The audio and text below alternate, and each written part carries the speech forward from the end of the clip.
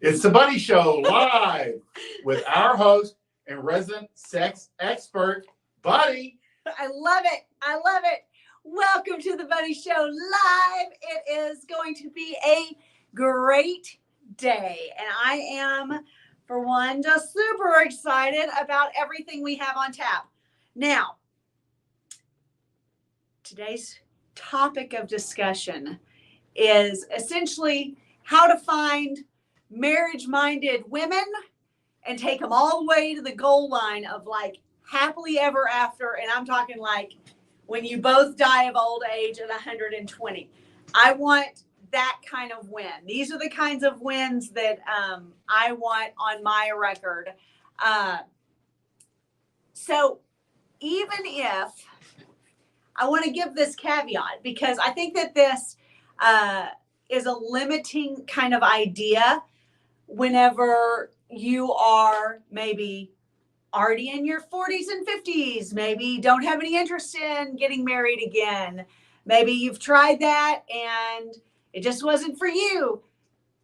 If you have children, if you have a son or daughter that may someday get married, like all of this stuff applies, whether it's to you specifically or to your line of future success in relationship.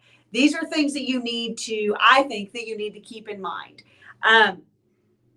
So take all of that, and even if you don't feel like this topic necessarily applies to your life, I hope that you find some value in the whole line of discussion that we're going to have today. Finding marriage-minded girls, running game, proposing, stayed married, and staying happily ever after. That is the goal. So I want to start with MRS degree schools. We were sitting down. So I have 3 kids. My oldest and my youngest were sitting down with one of our family friends who is very much a mentor to my children and to me to an extent, but really he has a passion for really making sure that my kids in particular are set up for success. And we got to talking about MRS degree schools because the oldest of mine is a male, the youngest is a female. And so we were talking about schools that are more geared towards truly getting a degree, but also finding a mate, getting a degree, but also, working the system in your favor. So I wanted to talk first about where not to go. If your goal is to have a solid career backed by a solid relationship, because it's hard to have a solid career if everything in your personal life is going through constant turmoil. If it's not on pretty solid ground, if you're married, if you're dating, whatever that may be, if you are trying to build a career, it's very difficult, or have a stable career, go into politics, go into business, if you want to be an entrepreneur. All of these things are very difficult to do if you have relationship turmoil happening, running constantly. It's not even in the background. It's very much in the foreground, because if you have relationship turmoil, the other side of that equation is going to make sure that it's in your foreground and not your background. So I will say, Joe, dating, it's not Disneyland to imagine that relationships can be healthy for a lifetime. I feel like we see it less these days.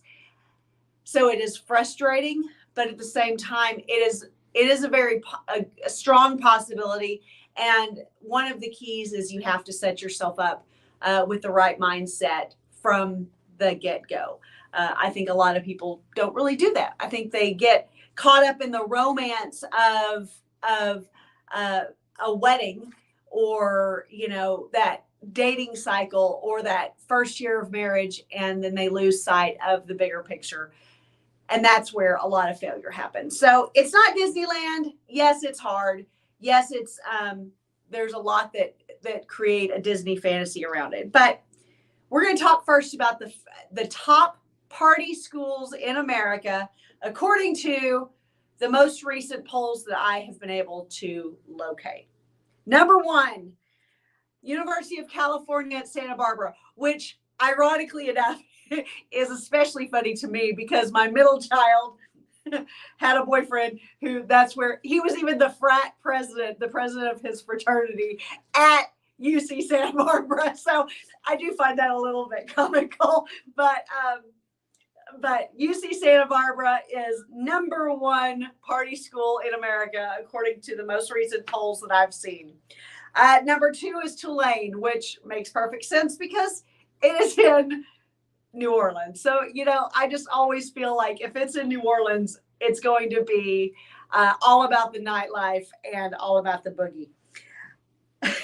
That's pretty good. Florida State in Tallahassee.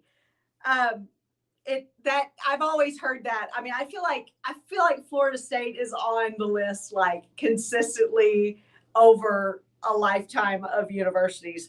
The University of Alabama in Tuscaloosa, which, funny enough,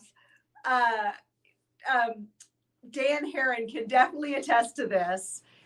I had him on the Bunny interviews several weeks ago.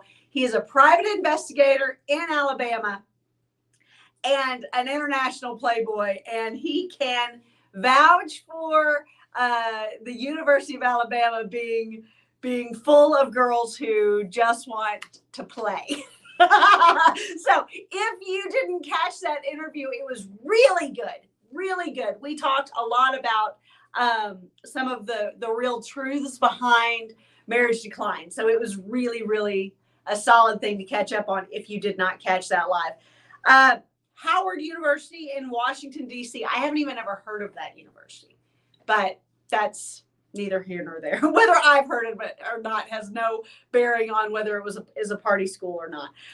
And I was cracking up when I saw that the University of Wisconsin in Madison, Wisconsin is number 6 on the list that I found because, and this kind of gave me a little bit of a skewed idea about what encompasses the name or the title of party school, because I lived in Madison, Wisconsin. I love the University of Wisconsin.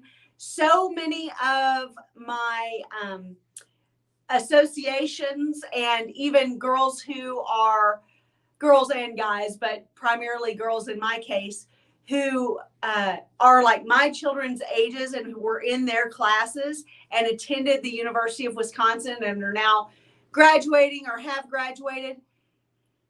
I am very impressed with the University of Wisconsin program. But it gave me a little bit of insight into kind of what makes a party school. And UW is very dedicated. It's dedicated to school spirit. It's dedicated to community and really creating that feel of just camaraderie and celebration. You know, you can walk around with a beer in your hand in public in Wisconsin. Like, there's all kinds of things that are far different from Texas, but it kind of gave me a little bit different idea about. In fact, this morning I was wearing a UW t-shirt while we were exercising. Yesterday I probably was wearing a different one. I have a lot of UW gear, and I didn't actually get to attend there, but I kind of am hoping one of my kids does. But it is interesting that it's listed as number 6 on this party school poll that I looked at, because it is celebratory, but at the same time, I don't know anyone who's gone into UW who hasn't finished. So there must be a really happy middle ground there where they're doing something right. So take all of these party schools with that in mind. Take all of these party schools with a grain of salt. You know, a lot has to do with the kid that's going into them. Then we've got the top MRS degree schools. Number 1 is Notre Dame. I will say that these top MRS degree schools, and one list said MRS and MR schools. I'm like, okay, well, all things being equal, you have to have a husband to have a wife. They were based on the students who are married at graduation, at the point of graduation, which I would say is not necessarily the ideal. You know, first and foremost, for the most part, I think that people tend to graduate unmarried but be engaged, and therefore be planning the wedding and things of that nature, and within a year or two after college graduation are married. So even if they met at university, you know, maybe they're not necessarily married at the point of graduation. Also, some of the biggest successes that I have seen from marriage-minded people at this age and stage in life are that the male is often 1 or 2 years ahead of the female. So he can graduate, he establishes his career, he, you know, has his job in mind. Oftentimes maybe he starts close to that college town where they met and where they are established, so that they don't separate, so they don't become a long distance relationship at a pretty critical point. So I think that it's important to establish that oftentimes college-based or marriages to college sweethearts, let's say, are actually established in college, but not necessarily already married at the point of graduation.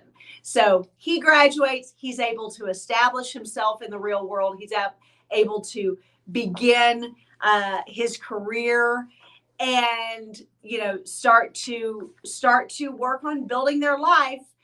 She finishes classes, she finishes her degree, she's planning the wedding. And when she has graduated, then oftentimes the summer after graduation or within a year, then they are married. So just because they are on this list, I wouldn't say that it's the most accurate representation of great MRS degree schools. I'm going to run through the list before I talk anymore. So number 1 on the list of top MRS degree schools was Notre Dame. 2, Washington and Lee University, again, one that I've never heard of, in Lexington, Virginia. 3 was Bucknell. I'm sure I'm pronouncing that wonky, like putting the emphasis on the wrong syllable or something.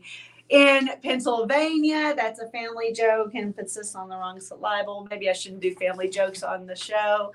You guys are not in my family. Davidson University in North Carolina. And then Vanderbilt University in Nashville, Tennessee, which number 1, I didn't know that Vanderbilt was in Nashville. Number 2, I didn't realize that it was considered an MRS degree school. So I think that's very, very fascinating.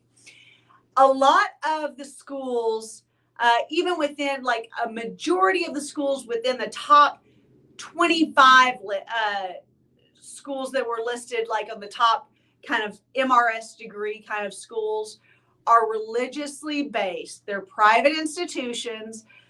And I think that that's for a very good reason. Number 1, people go into more religious minded schools with a little bit different foundation.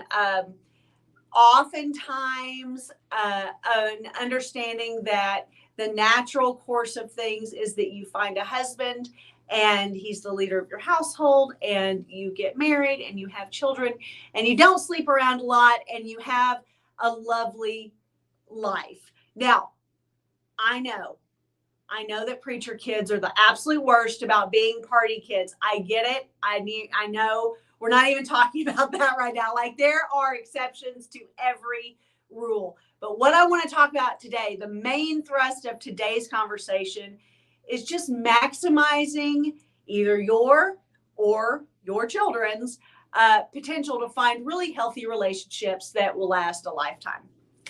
So the top MRS degree schools most often religiously affiliated.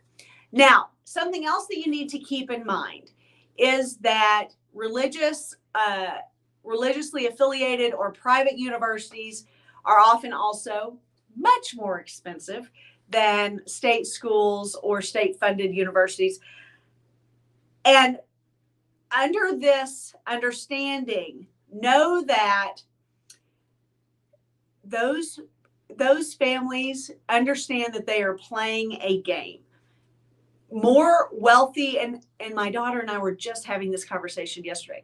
Wealthier families understand that there is a pecking order. They understand that there is a way of engineering decisions. There's a way of playing the game in order to win. So oftentimes it's those who are attending private universities that understand that the key to attending and graduating from a university of this caliber is not necessarily that you're getting this over-the-top education.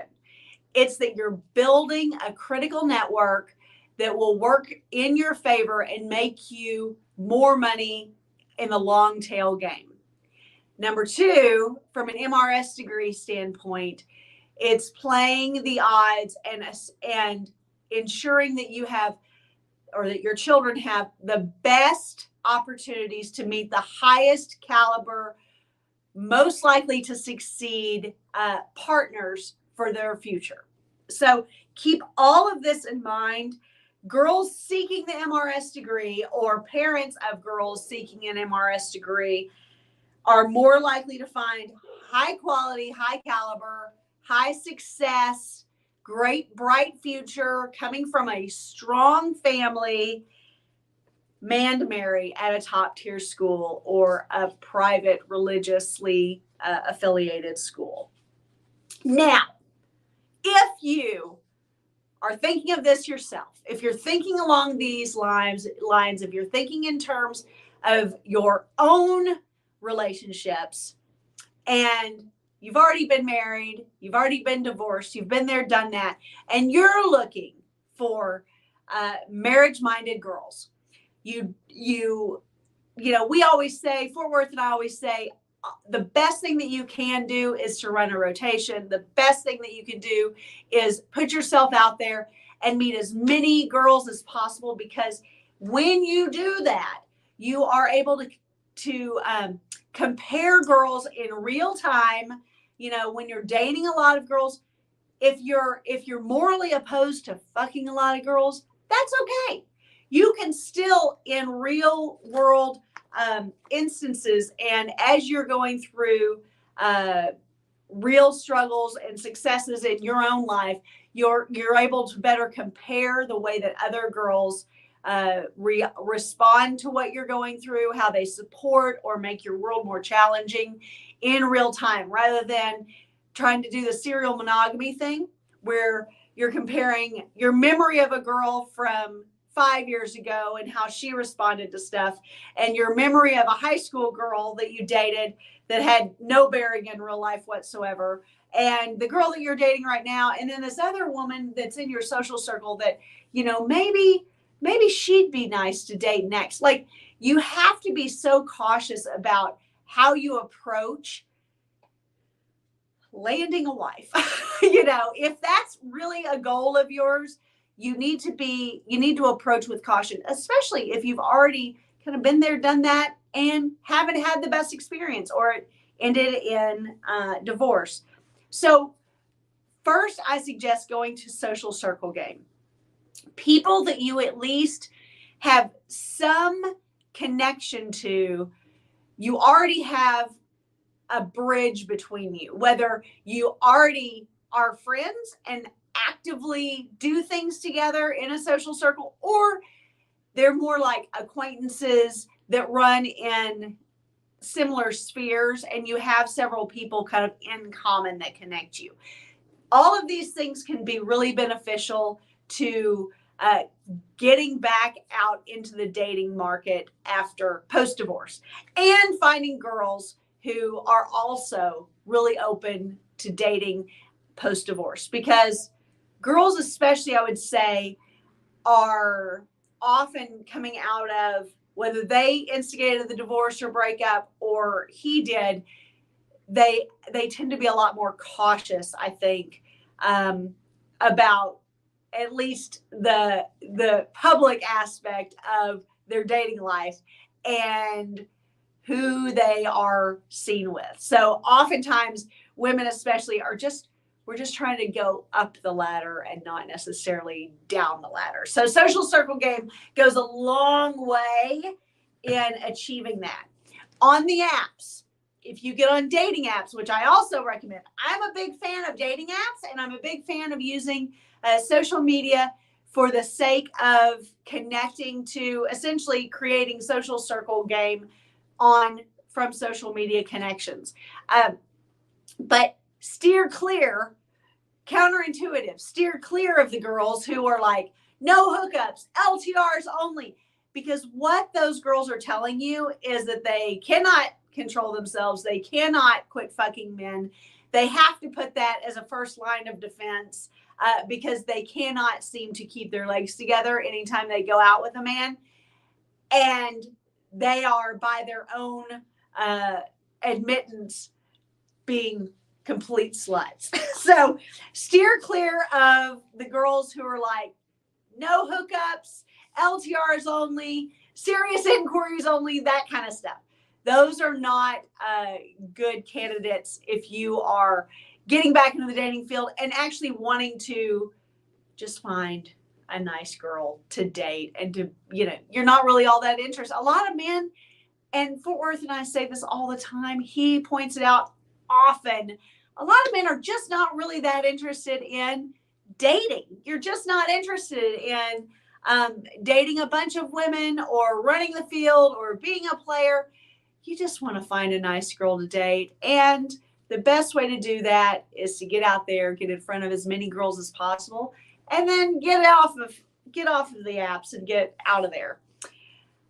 Number 2, you need to remember, yes, we're only on number 2. Number 2, you need to remember to run game on girls.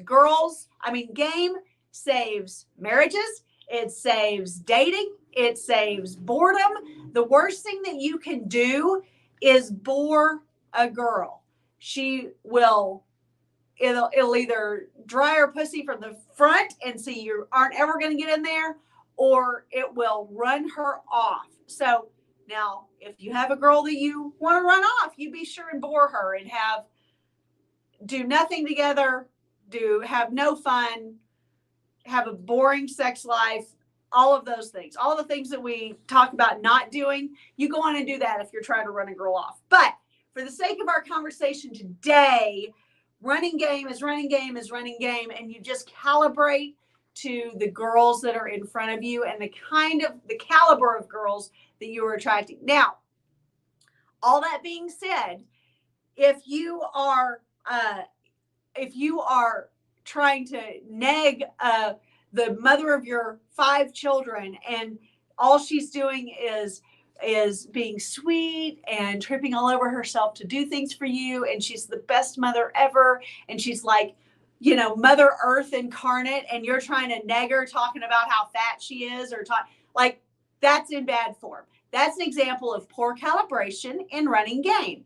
Now, teasing that same girl, keeping her giggling, keeping her lighthearted and fun, that's a great example of using game to your benefit. So keep all of this in mind. Calibration is key when running game. Marriage-minded girls are looking to please you. So things to look for. They are much more agreeable, and therefore they're in control of their emotions. Oftentimes, there's still hormones at play, but oftentimes if they hormonally or emotionally are running a roller coaster, oftentimes girls will protect you from that a lot. They'll do whatever they have to do to keep you from seeing the shit show that is going on. And that's a great sign that she's marriage-minded and that she really cares about your concept of her. So If a girl is just shit show all over the place, she is not, and she's like not calibrating herself at all, or has no self-control around you at any time of the month, that's a pretty good indicator that she does not value you enough to keep her shit together, or at least attempt it. Marriage-minded girls are more trusting to your leading. So they're not going to challenge you at every step. They're going to actually trust the decisions that you make. They're going to ask your opinion on things and then actually follow through with agreeing and following through with what you suggest she does in this circumstance, or follow through with making the plans that you guys have decided to make, or whatever it is. She trusts you, and that shows in her actions, and not challenging you and not doubting you and not following up with more questions, because a girl who truly trusts you isn't going to have any follow-up questions. That's a good indicator. Marriage-minded girls are eager to please you. They actually find joy in doing things for you rather than finding the things that you need them or want them to do for you, or that they do for you as a chore. So they do things with enthusiasm is a great kind of key word that we use a lot. But she finds joy in doing things for you, and picking up little things for you, and buying things for you, and making things for you, in creating an easier life. And sometimes it doesn't make your life easier whenever she's around a lot, or whenever she does a lot of things for you, because she wants the positive feedback, or it's not really all that helpful. But you see her heart in that she's trying to help. And maybe then you just kind of help guide her a little bit better. We actually did a podcast on this, for it's already added it for you to see there if you want to check it out. Number 25 was all about, I want to say it was all about yes girls and no girls. And these girls are, the yes girls are those who show enthusiasm for you. That was a really, really, really great podcast. It's been super popular. So if you haven't listened to it yet, I invite you to check it out. Run game, but calibrate. There are just a couple of points I want to make here. Run game at every stage, at every age of a relationship. It never fails to help you hold your frame better whenever you are confident and comfortable and the leader of not only your household, but this specific relationship. So running game is a great way to calibrate that and hold your frame throughout your relationship.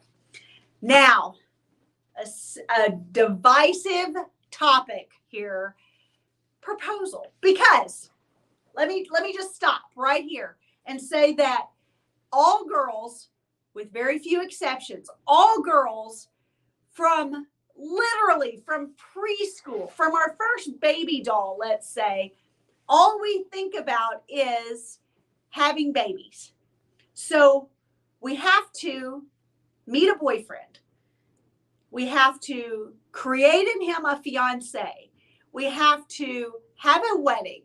We have to buy the house, or have the marriage, buy the house, and start making babies, and have a happily ever after, where then in the future we've got front porch sitting and grandkids all around our feet as we're rocking and he's whittling. Like, this is the dream.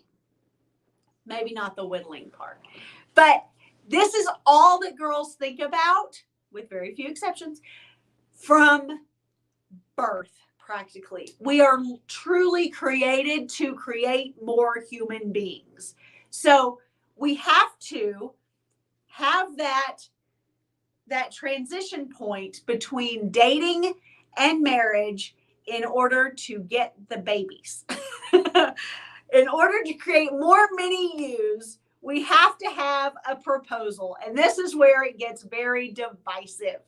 Um,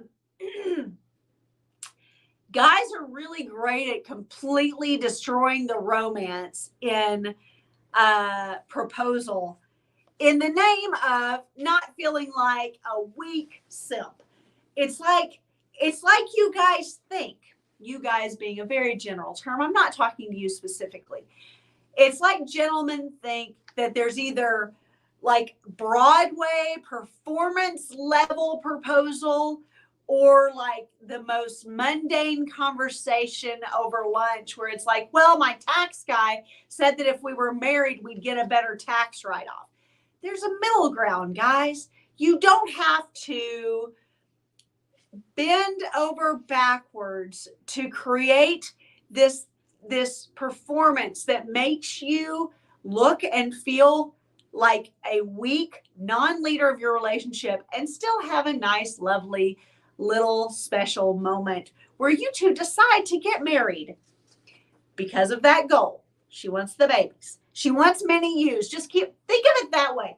Instead of thinking she wants a lot of babies, she wants to create more of you because you are so amazing. That's the new way I'm going to phrase this. So the way that you propose sets the tone for the entire marriage, I believe. If you propose in a way that is weakening to you, that plays on this Disney fantasy of, Broadway musicals and production value, that really puts the ball in her court. However, because if she leads, you lose. And none of us want that for anyone listening right now or in the future. We want you to win at every step. So don't kill the romance by refusing to allow yourself to have this special transition, but also don't bend over backwards. I've talked about this before. We've talked about this in a podcast. I don't have the link listed, but I've also talked about this in an email. If you're not on my email list, feel free to subscribe to the Bunny Report. The proposal does not have to be a big production, but it does need to be something that is significant and special to you both. And you have to keep in mind that it needs to be a repeatable story. It's not something that it can't take place in the middle of sex or at a sex club or in a porn shop. Like, make it a repeatable story, guys. It needs to be a story that she could tell her grandmother or that she could tell your grandmother. Keep that in mind. Girls are going to be asked 100 times a year from the moment that you propose to the moment of their death.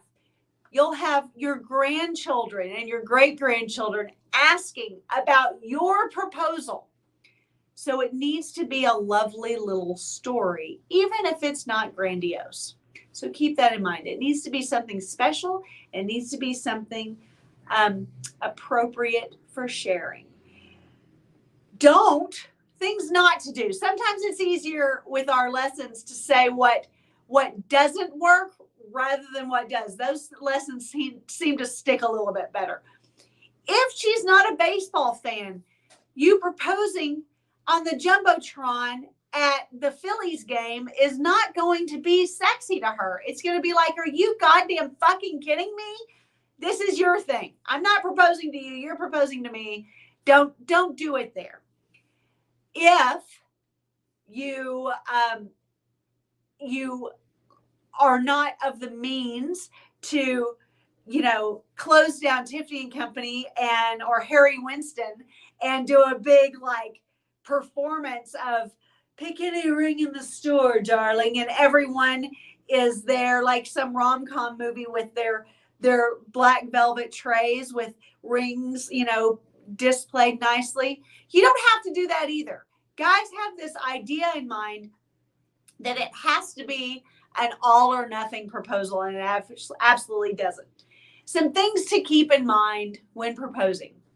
Do somehow ensure that her nails look great. I don't care how you do this. If your girl is periodic at best at really taking care of her hands, photos are going to be taken immediately. People are going to be grabbing her hand from this day forward. So make sure that whether it's like an outing with her mom or her best friend and her going to get manis and petties the weekend before, perfect. Within the week, make sure that her nails look great if you're planning on proposing. Figure out a way to somehow record, whether it's in an obvious way or a friend is in the background somehow capturing the moment, or you have hidden away cameras to where you are somehow capturing the moment. It doesn't even have to be the highest quality thing ever.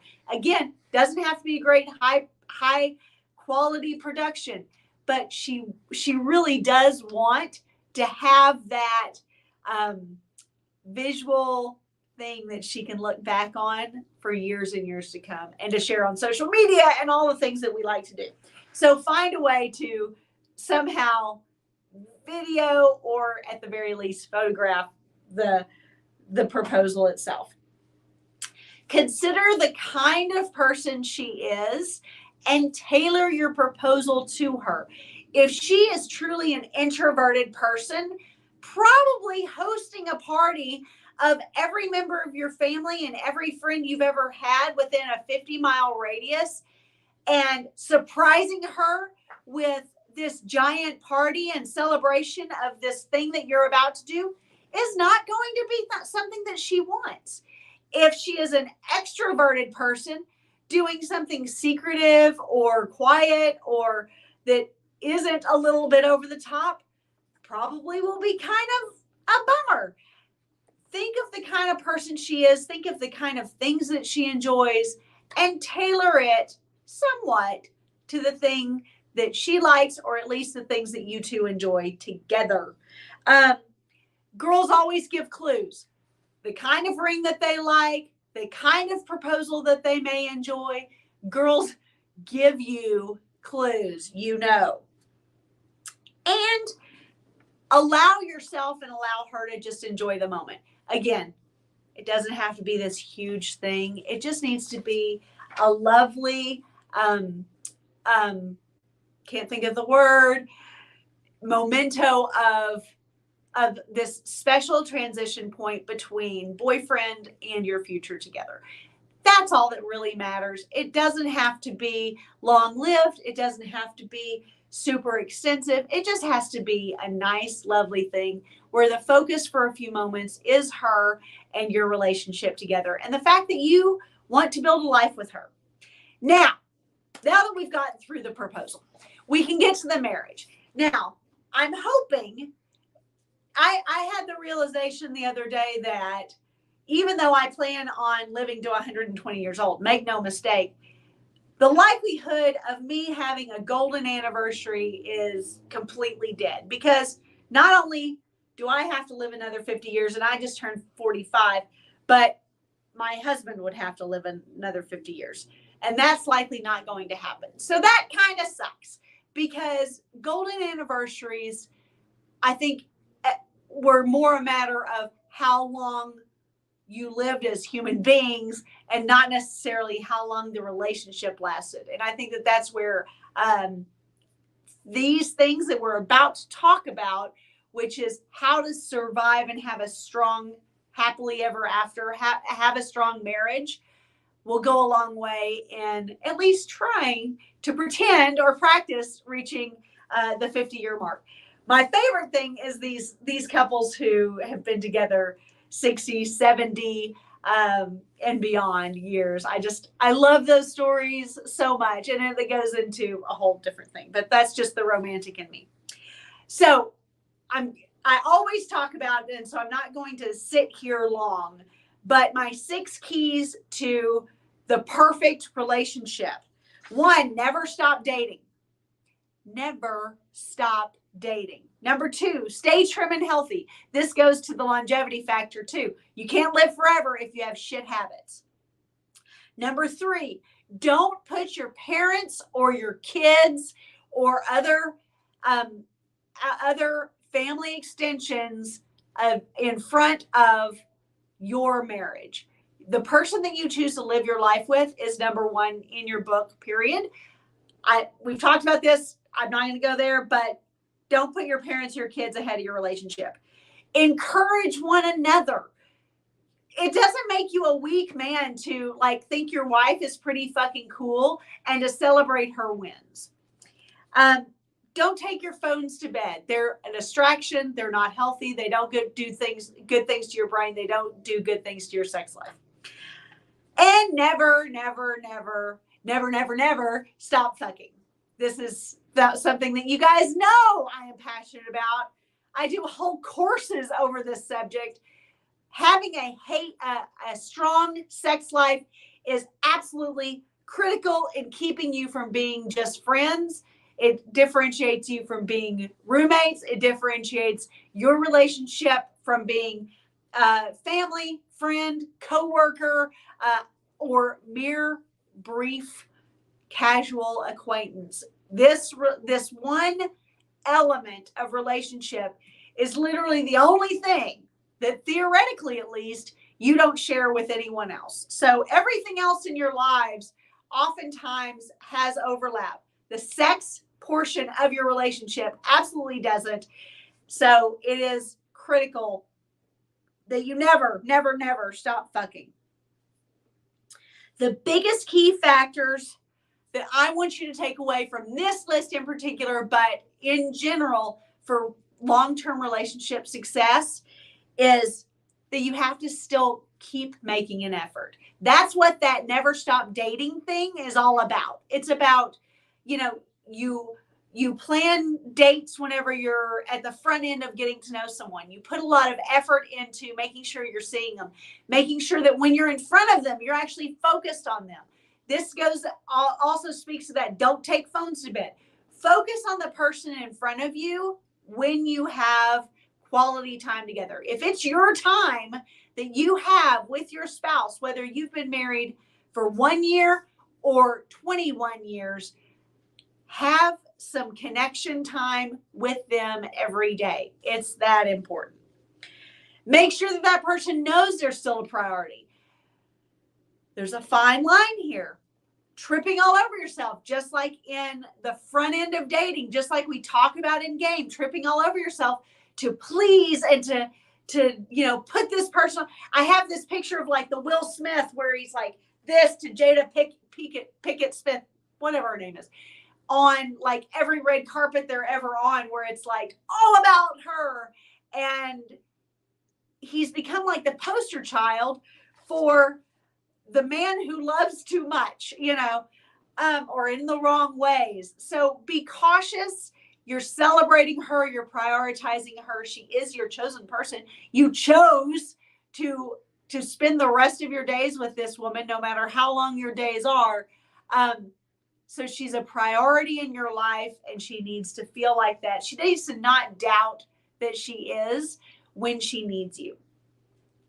And keep the sexual connection strong, whether that means frequency for you, because honestly, I get it.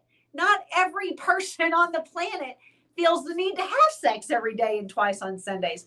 But whatever your level of frequency is, whatever your interest is, whatever your fitness tells you can handle, like, have sex as frequently as you can, because that is the connecting factor between you and your wife, and it's that important. If you haven't, we're actually going to talk about this a little bit more, specifically to some of the things that are kind of coming down the pike right now in Twitter. On Worth Playboy and my morning hustle show, we've got a weekly show that we are loving, a live broadcast on Tuesday morning. This week, we are going to talk more extensively about things, about a couple of topics that are related to kind of what we're talking about today, but in a different vein. But that morning hustle show, we talk a lot about like kind of the current stuff that's trending right now, as far as relationship and dynamics go, if you haven't caught up on that show, we haven't done that many episodes. I think we're going to be at like number 4. But it's really great. We talked a lot about this intersexual dynamic. And it's wonderful because then you're getting both for Worth and my reactions, responses, and advice to things that relate to really your happiness and your longevity. So I want you to have a long, happy relationship. Like I said, I do courses on this. I do posts on this. I do tweets on this. I do videos on this. This is truly my passion. And I know that you know that. But I want you and I want your children to win. I saw that we have a question coming. Okay, good. Okay. Back up. He says, do you think some guys just can't get a girl no matter how much game they learn? And he puts the qualifier autism and all that. You know, especially with that specific, caveat like the autism and all that, I think of that Alex Hummel. Is that his name? Yeah, the climber. Yeah. There was a great documentary that we watched, and we've talked about this before too. I know I say that a lot. It's like, yeah, we've talked about this a lot. But if you follow much of our stuff, you've probably heard us reference this. There was a great documentary. Don't remember what it was called. Maybe you could. You're going to try and look it up. And he is truly an autistic on the spectrum, but he's a climbing phenom. He is like, because he has no fear. Like it's just turned off. He is very robotic. And yet the whole documentary would have been a boring documentary about some dude that climbs rock faces if it hadn't have been for the fact that he has a girl who literally chased him down, is now married and happily married with babies, and they have a great life. I think that Free Solo.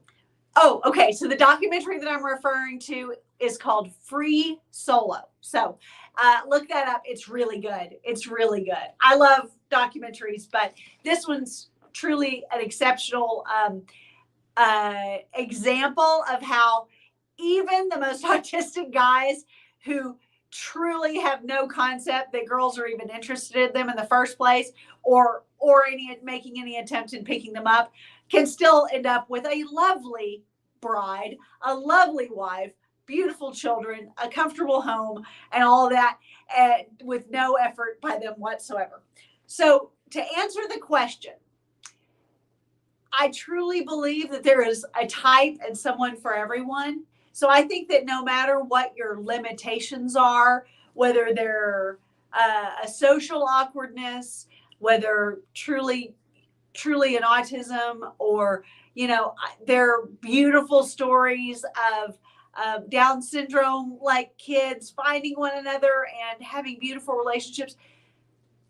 I think that there is a way to everything. I think that where the problem lies is that sometimes people aren't realistic in their expectations about the caliber of human being that they deserve, or can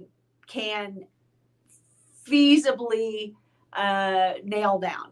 So the biggest factor, as far as guys who maybe know all the game, implement all the strategies, but maybe they just have a little bit too high an expectation.